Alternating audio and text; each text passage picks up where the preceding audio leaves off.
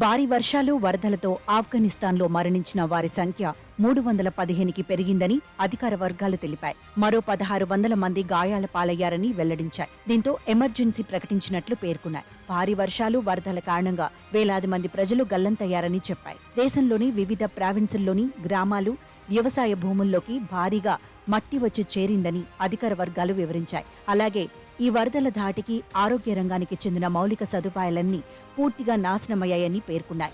వేలాది ఇళ్లతో పాటు నిల్వ చేసుకున్న ఆహార పదార్థాలు సైతం వరదల్లో కొట్టుకుపోయాయని తెలిపాయి.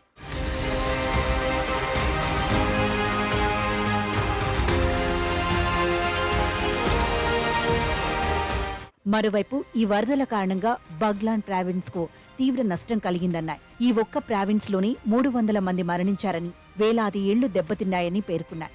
ఇంకోవైపు దేశంలోని వరద విపత్తుపై ఆఫ్ఘాన్ ప్రభుత్వం అంచనా వేసింది. ఈ వర్షాలు, వరదల వల్ల 311 మంది మరణించారని, అలాగే 2011 ఇళ్లు కూలిపోయాయని, 2800 నివాసాలు దెబ్బతిన్నాయని వివరించింది. మరోవైపు తమకు ఆహారం లేదు, తాగటానికి నీరు లేదు, ఆశ్రయం లేకుండా పోయిందని, కప్పుకోవడానికి దుప్పట్లు లేవని, ఈ వరదల కారణంగా అన్నీ నాశనమైపోయాయని వరద బాధితుడు స్థానికుడు మహమ్మద్ యాకూబ్ వెల్లడించారు. ఈ వర్షాలు, వరదలతో తన 13 మంది కుటుంబ సభ్యులను కోల్పోయానని చెప్పారు.